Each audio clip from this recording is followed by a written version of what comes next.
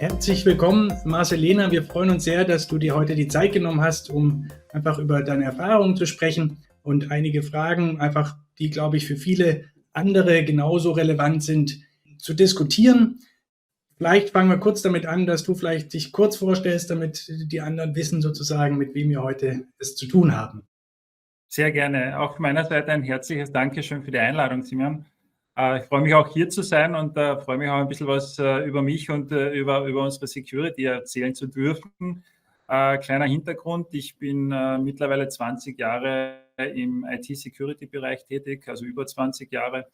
Und davon die letzten 10 Jahre schon für die Mayr-Melnhof-Gruppe als CISO tätig und habe die letzten 10 Jahre sehr, sehr viel erleben dürfen. Ja.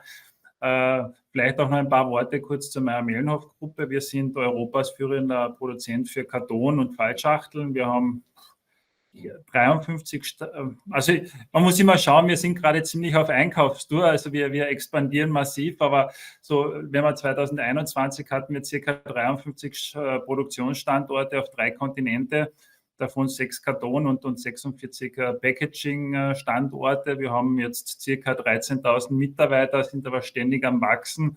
Also man sieht, wir sind schon sehr weit vertreten, auch nicht mehr das kleinste Unternehmen. Und gerade diese fragmentierte Aufstellung in den unterschiedlichen Ländern, auch eine fragmentierte IT, ein bisschen natürlich, da kommen wir noch zum Reden, macht das Leben als CISO sehr, sehr spannend. Genau, also wir hatten ja auch darüber diskutiert, dass ihr eine ziemlich umfassende Outsourcing- und Cloud-Migration gemacht habt und aus einer wahrscheinlich relativ fragmentierten und typischen On-Prem-Umgebung. Was hat euch und dich dazu bewogen, so eine Art Leapfrog zu machen, sozusagen nicht inkrementell vorzugehen, sondern wirklich so einen großen Schritt zu machen, um die mehr oder weniger gesamte Systemlandschaft innerhalb weniger Monate eigentlich umzustellen?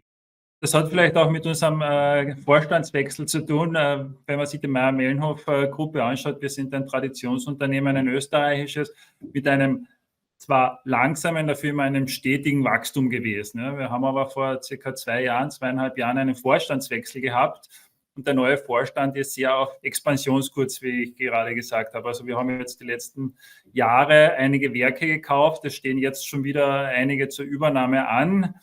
Das heißt, wir müssen flexibel werden und wir müssen schnell skalieren können. Und das war halt mit der On-Prem-Mannschaft. Natürlich geht es auch irgendwie, aber natürlich, wenn man einen Businesspartner oder mehrere Businesspartner hat, hat das halt doch gewisse Vorteile, gerade was die Skalierung betrifft. Herausforderungen, was die Security betrifft, aber für die Skalierung war das definitiv einer der Hauptgründe, warum wir jetzt auch gesagt haben, so schnell in den letzten 2 Jahren diesen Change von On-Premise IT-Mannschaft und zu Managed Service Outsourcing Cloud-Partnern. Und neben der Fragmentierung und dem Wachstum, was du schon genannt hast, was waren weitere Voraussetzungen, die du quasi beim Start vorgefunden hast und wie bist du eigentlich in die Planung dann eingestiegen? Wenn man sich die Mayr-Melnhof-Gruppe anschaut, wir haben mittlerweile eine sehr starke Zentralisierung, auch was die IT betrifft. Also auch vor unserer Outsourcing-Strategie haben wir sehr viele Services schon im Haus betrieben für die Werke. Also wir sind als interner Service-Provider aufgetreten. Machen wir natürlich jetzt auch noch immer, nur haben wir jetzt alles an die Partner rausgegeben. Ich glaube, die größte Challenge war jetzt, wenn man vielleicht ein bisschen abschwenkt, für mich oder auch für diesen Change, den wir hier gehabt haben, war zum einen einmal in recht kurzer Zeit die passenden Partner zu finden, weil wir doch weltweit vertreten sind. Also wir haben doch geschaut, dass wir internationale Partner finden, die auch in anderen Ländern für uns vor Ort sind zum Teil, auch wenn wir sehr viel jetzt zentral machen. Wir mussten recht schnell auch einen gewissen Kulturchange durchleben, weil man kann sich vorstellen, wenn die IT-Kollegen vor allem jetzt 10, 20, 30 Jahre hier waren und on-premise gearbeitet haben und selbst an den Systemen gearbeitet haben, das ist doch ein massiver Change, wenn man von heute auf morgen nicht mehr selbst Hand anlegt, sondern einfach alles dem Partner gibt. Also man wird eigentlich vom IT-Techniker oder vom IT-Administrator zum Service-Delivery-Manager. Und auch dieser Kulturwandel wurde natürlich teilweise positiv, aber zum anderen natürlich auch teilweise nicht so positiv aufgenommen. Aber auch das war ein großer Change für uns. Also wir hatten hier schon einige Herausforderungen, auch aus der Security-Sicht. Wir hatten natürlich unsere gesamte ISMS-Welt, also wir sind auch ISO 27001 zertifiziert, sehr, sehr auf On-Premise gelegt. Wir hatten wenig oder nicht viel Fokus auf Dienstleistersteuerung legen müssen. Wir mussten nicht viel auf SLAs schauen, wir mussten nicht viele Schnittstellen dokumentieren, weil wir alles im Haus hatten. Ja. Und natürlich auch die Reaktionszeiten waren wesentlich schneller, muss man sagen. Und das mussten wir jetzt alles beachten. Wir mussten das ISMS umschreiben, wir mussten Dienstleistervorgaben schreiben, also Security-Vorgaben für die Dienstleister. Und in 2 Monaten steht die Rezertifizierung an. Das wird bestimmt sehr spannend mit diesen vielen Dienstleistern. Wir haben jetzt nicht nur einen, wir haben mehrere mittlerweile. Und genau diese Schnittstellenthematik, diese Vertragsthematik, SLA-Thematik ist definitiv sehr, sehr spannend und wird auch uns in Zukunft weiterhin sehr beschäftigen. Spannend, super. Und vielleicht sozusagen eine Zwischenfrage an der Stelle. Wie seid ihr das Thema Ausschreibung angegangen? Also habt ihr ein Gesamtpaket gebildet und das dann untergliedert oder habt ihr das sozusagen Schritt für Schritt und dann jeweils sozusagen Spezifikation, Ausschreibung etc. vorgenommen? Wir haben das Waves getauft, also Wellen. Wir haben jetzt quasi eine Welle fürs Datacenter, eine Welle für den Endpoint, eine Welle für quasi Security. Also wir haben das so quasi in Wellen gegeben und für jede dieser Wellen oder Waves konnten sich halt die Anbieter bewerben. Also haben einen kleinen Spezifikationskatalog erstellt, einen Ausschreibungskatalog und haben das dann quasi ausgeschrieben. Ja. Wie habt ihr dabei darauf geachtet, dass die zueinander passen? Es gab eine übergeordnete Koordinationsfunktion. Das war auch quasi eine externe Begleitung, die uns das quasi ein bisschen unter einen Umbrella gestellt hat, ja. Und jetzt der Bereich Cyber Security, hattest du ja schon ein paar Mal gesagt, aber inwieweit habt ihr den schon bei Architektur und Design eigentlich der Wellen in dem Falle eingebaut und inwieweit das sozusagen Kernbestandteil oder ein Bestandteil von vielen ist? Natürlich, Cyber Security ist ja sozusagen ein Teil des Ganzen, oft nicht der Hauptteil, aber wie seid ihr vorgegangen, das einzubetten? Vielleicht darf ich hier auf 2 Teile aufteilen. Wir haben ja, wie gesagt, auch eine Wave Security, die auch noch immer läuft. Also ich habe auch dann vor zwei Jahren eine komplett neue IT-Security-Strategie aufgestellt mit einem 3- bis 5-Jahresplan, wenn man so lange planen kann, aber mit einem ungefähren Outlook. Wir haben ja auch Teile der Security outgesourced, also vor allem die operativen Themen wie ein CM-SOC zum Beispiel oder ein Vulnerability Management. Das war die Security Roadmap. Das heißt, es war ziemlich eigenständig und unabhängig von den anderen Projekten. Bei den anderen Projekten haben wir, wie gesagt, unser ISMS-Regelwerk. Also wir haben schon diese Vorgaben gehabt, auch zu einem gewissen Teil für bestehende Partner, auch wenn nur kleiner gelebt. Man muss schon auch ehrlicherweise dazu sagen, durch den Speed, den wir da hier hatten bei diesem Outsourcing, ist wie so oft die Security vielleicht nicht immer ganz vorne angestellt gewesen, sagen wir so. Sind wir überall mit eingebunden worden, aber das Wichtigste war zum einen einmal eben, dass man die Systeme up and running kriegt, also beim Partner. Und wir tun jetzt natürlich schon nachschärfen. Also wir kommen schon drauf, okay, vielleicht hat man hier eine Kleinigkeit vergessen, dort eine Kleinigkeit vergessen. Aber das Wichtigste für mich war halt, man muss sich auch als Security, wenn man nicht aktiv eingebunden wird, muss man selbst proaktiv auf die Teams zugehen und sich selbst rein reklamieren. Auch wenn es die Teams nicht immer gerne sehen, weil wenn die Security anklopft, bedeutet das ja auch hin und wieder etwas mehr Arbeit. Ja. Aber lieber im Vorfeld die Security mit etwas mehr Aufwand berücksichtigen, als im Nachgang mit noch mehr Aufwand erst nachzurüsten. So. Wird häufig eher teurer. Genau. Ja. Security ist ja auch immer Richtung eine Trade-off-Entscheidung, muss man einfach risikobasiert dann treffen. Und gibt es vielleicht ein paar Beispiele, wo ihr Trade-off-Entscheidungen einfach zwischen Features, Usability und Security treffen musstet? Und wie seid ihr damit vorgegangen oder wie habt ihr euch entschieden vielleicht? Sagen wir mal so, Trade-offs mussten wir gar nicht so viele machen, weil ich sage mal, das Budget war gegeben, das muss man sagen. Also das ist ja nicht immer so selbstverständlich, dass man das Security-Budget kriegt, das man braucht, aber das ist durch unseren neuen Vorstand und durch unsere neue IT-Leitung, die sind auch sehr security-affin und unterstützen die Security auch ganz stark, war mal diese Grundlage gegeben. Ja. Wir hatten einige Themen, wie zum Beispiel ein CM-SOC hatten wir vorher noch gar nicht. Also wir haben hier bei bestimmten Themen auf der grünen Wiese angefangen. Daher mussten wir hier nicht großartig Trade-offs machen. Ganz im Gegenteil, wir konnten sogar mit den bestehenden Partnern schauen, wo gibt es Synergien, welche Partner integrieren sich gut, welche arbeiten gut zusammen. Natürlich, jetzt kommt man im Nachgang vielleicht beim einen oder anderen Thema drauf, muss man auch ganz ehrlich sagen, wo wir sagen, okay, dieses Know-how hätten wir vielleicht besser nicht nach draußen geben sollen. Wir sind sogar schon wieder so weit, dass wir bestimmte Themen jetzt doch wieder ins Haus sollen. Klassisches Beispiel, also wie es bei uns jetzt ist, kann ich auch offen sagen, ist zum Beispiel das Vulnerability Management System. Natürlich, das Scanning kann der Externe machen, aber wir haben uns auch erhofft, dass der Externe auch das interne Batching anleiten kann und so weiter. Aber man muss einen komplexen Konzern und auch so eine komplexe IT-Infrastruktur mal erst verstehen. Und da haben wir auch lernen müssen, okay, wir können doch nicht alles dem Partner geben. Ein Teil muss bei uns bleiben. Jetzt schauen wir halt zum Beispiel gerade beim Vulnerability Management, dass wir das Scanning, das einfache Doing, sage ich mal, was ja eher zum Teil automatisiert läuft, den Partner machen lassen. Aber das ganze Patch-Management, das Vulnerability-Management dann doch im Haus die Ressource behalten. Ja.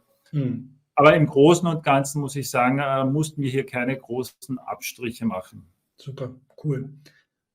Ist wahrscheinlich auch dadurch, dass ihr es eben von Anfang an auch zumindest mitgedacht habt, natürlich der große Vorteil, weil häufig in der Erfahrung ist ja doch so, man macht was und dann muss man es hinterher zusammensammeln und dann muss man nämlich den Trade-off fahren, weil dann schon natürlich Features freigegeben waren, die man dann wieder einsammeln muss. So ein Stück weit, das immer der schlechtere Weg, der unangenehmere Weg ist. Genau. Und jetzt vielleicht im Rückblick auch auf die letzten Monate und ja jetzt schon Jahre in diesem Übergang. Was sind so elementare Punkte für Cybersicherheit oder Informationssicherheit, die euch auf diesem Weg sozusagen aufgefallen sind und die auch für andere relevant wären, von Anfang an auf dem Schirm zu haben?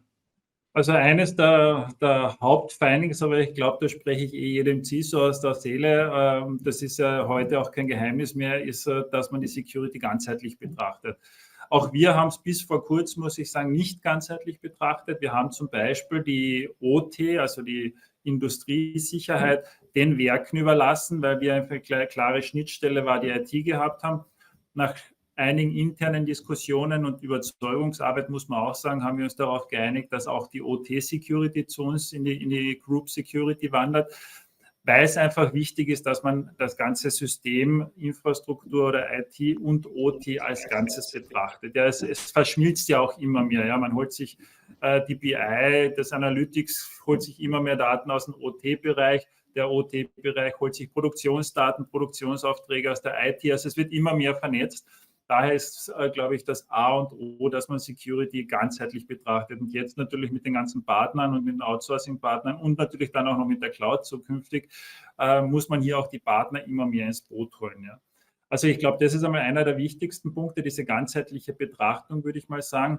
Und natürlich Security frühzeitig einzubinden. Je früher, umso besser, je später, umso kostspieliger, sage ich mal. Das sind so quasi meine zwei Main-Takeaways der letzten Jahre. Habe auch viel lernen müssen selbst, ja, dass man sich, und als CISO natürlich vielleicht auch für die CISOs ein Tipp, dass man sich als CISO Gehör verschafft. Ja, also weg von dieser Buhmann-Rolle hört man immer mehr, also der CISO ist auch immer mehr der Business-Enabler, also auch als Security, sage ich mal. Das ist definitiv ein wichtiger Punkt, dass man sich als CISO auch mit dem Business gut stellt, dass man rausgeht ins Business, nicht nur, wie es viele noch immer denken, Security als IT-Thema betrachtet, sondern als ganzheitliches Thema, Konzernthema betrachtet. Sind, glaube ich, einmal sehr, sehr wichtige interne Takeaways. Wenn ich jetzt sage, jetzt auch das ganze Thema Tool-Auswahl, wenn man sich unsere Infrastruktur und unsere Security-Infrastruktur anschaut, da würde ich sagen, da hätte ich mir in der Vergangenheit wahrscheinlich, jetzt tue ich es immer öfter, aber in der Vergangenheit hin und wieder öfter einen Partner geholt, der uns auch bei der Evaluierung von diesen Themen hilft. Weil hier die große Challenge wirklich ist, jeder schreibt sich rauf, er kann alles quasi. Wenn man dann die Produkte einmal hat, wenn man dann einmal seine eigenen Anforderungen mit den Produkten vergleicht, oft kommt man erst dann im täglichen Betrieb drauf, das passt doch nicht so, wie uns das der Verkäufer oder der Key-Accounter gesagt hat. Also hier sage ich, hier gehe ich lieber immer eine Extraschleife mittlerweile, auch wenn es notwendig ist mit externer Unterstützung, die uns bei der Evaluierung helfen, weil es halt mittlerweile auch so viele verschiedene Anbieter gibt. Aber das ist definitiv auch ein Key-Takeaway. Bitte lieber einmal eine extra Runde gehen, schauen, sind die Produkte überhaupt notwendig? Braucht man sie überhaupt? Wir sind auch gerade dabei, sehr stark wieder zu konsolidieren, also viele Produkte. Vielleicht habe ich ein kleines Trade-off, wenn ich ein Produkt weggebe, aber dafür spare ich mir halt die Administration von 10 verschiedenen Produkten und habe am Ende des Tages noch mehr 2 oder 3. Also man braucht keinen ganzen Bauchladen voll Tools, man braucht nur die richtigen Tools, sage ich mal. Ja. Du hattest das Stichwort OT gerade schon auch angesprochen. Also gehe ich dann richtig in der Annahme, dass ihr sozusagen die Wellen erstmal IT-fokussiert aufgesetzt habt und dann im Nachgang oder in einem zweiten Schritt sozusagen geschaut habt, wie das auf die OT passt, nachdem ihr sozusagen die Verantwortung zusammengeführt habt? Oder war die OT auch vorher schon integriert? Nein, die war vorher noch nicht integriert. Also es hat schon natürlich eine gewisse Schnittstelle gegeben, weil wir natürlich schon vor dieser ganzen Transformation hier bestimmte Systeme angebunden gehabt haben, weil wir Produktionsdaten schon gebraucht haben, weil wir schon Maschinendaten ausgelesen haben. Ja, das war es schon gegeben, aber es gab eine klare OT-Firewall, das war die Schnittstelle. In meiner Security Roadmap für die 3 bis 5 Jahre haben wir natürlich OT schon betrachtet. Also wir wussten zwar noch nicht, ob wir es wirklich schaffen, dass wir die OT-Governance und Compliance bei uns in die Verantwortung kriegen, aber natürlich haben wir das mit diesem ganzheitlichen Ansatz dann auch geschafft, war also schon Teil der Security Roadmap und haben wir jetzt dann auch technisch implementiert. Ja. Und jetzt habt ihr natürlich also ein paar Sachen, die jetzt so anstehen, ist natürlich so Justierung, vielleicht Verantwortlichkeiten nochmal anschauen. Aber was sind dann weiterhin so für die nächsten, wenn du den 3 bis 5 Jahresplan hast sozusagen, was sind die Meilensteine, die ihr euch da jetzt noch vorgenommen habt als nächstes? Genau, wir haben bestimmte Themen, die wir natürlich noch umsetzen müssen und Security ist ja eher ein laufendes Thema, aber ein ganz großes Thema für uns ist jetzt natürlich das BCM-Thema, also Business Continuity Management, Resilience-Thema. Das heißt auch, dass wir, wenn wirklich was passiert, wieder schnell up and running sind. Also das ist, glaube ich, eines der größten Themen. Jetzt sind wir gerade dabei, ein BCMS-System aufzubauen, also parallel zu unserem Informationssicherheitsmanagementsystem, ein Business Continuity Management System und dann natürlich alles, was danach gelagert ist, Wiederanlaufpläne, Wiederanlaufprozeduren und so weiter, bis hin zu Business Impact Analysen. Ein weiteres großes Thema ist natürlich das ganze Thema Zero Trust. Das kommt jetzt bei uns schon langsam, sage ich einmal. Wir fangen hier im Netzwerkbereich, also CTNA, also Zero Trust Network Access. Und dann ab nächsten Jahr wollen wir das dann ausweiten auf den Client- und Endpoint-Bereich. Ist definitiv ein großes Thema. Krisenmanagement ist ein großes Thema. Also das werden wir im Zuge des BCMS natürlich ein bisschen noch erweitern. Und wo wir jetzt noch ein bisschen evaluieren, aber was auch definitiv noch eine Baustelle ist, sage ich, ist das ganze Thema Identity Management. Ja, wir haben ein klassisches Active Directory, aber wir wollen ja weitergehen. Wir wollen das Lifecycle Management so weit wie möglich automatisieren. Und da braucht es natürlich auch eine gewisse Tool-Unterstützung. Ja. Das sind so die Kernthemen, die wir jetzt die nächsten 2, 3 Jahre oder die 1, 2 Jahre, sagen wir mal so, im Fokus haben. Wird nicht langweilig. Überhaupt nicht, nein. Sehr gut. Genau, und vielleicht einfach nochmal abschließend nochmal zurückgeblickt und nochmal gesagt, was, wenn du dir auf die letzten, ja, so circa 2 Jahre schaust, die es ja waren, was würdest du aus heutiger Sicht anders machen, beziehungsweise anderen Unternehmen auch vielleicht empfehlen, in ihrem Vorgehen zu beachten?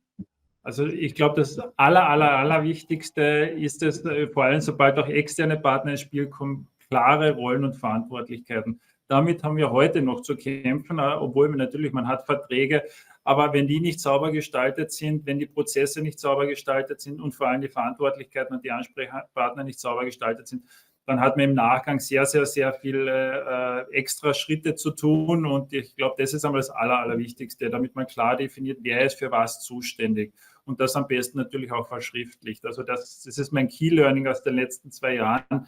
Gilt nicht nur beim Outsourcing, sondern natürlich auch, wenn man on-premise alles selbst betreibt. Das haben wir in der Vergangenheit probiert zu machen, dass wir alles so gut wie möglich dokumentieren.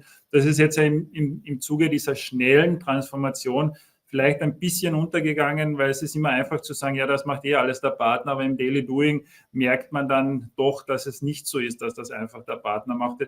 Die Retaining-Organisation muss gestärkt werden, die Retaining-Organisation, die im Haus bleibt, die muss geschult werden und die ist natürlich nach wie vor der Hauptverantwortliche. Das ist Accountability bleibt natürlich immer beim Unternehmen und das ist etwas, was klar geregelt werden muss und ich glaube, da haben wir noch ein bisschen Lernbedarf gehabt, das haben wir jetzt gemacht und jetzt geht es darum, eben diese Themen ein bisschen nachzuschärfen. Aber ich glaube, das ist das Allerwichtigste, finde ich. Ja. Spannend. Dann hätte ich gesagt, für den Moment, vielen Dank für deine Zeit, dass du die Erfahrung mit uns geteilt hast.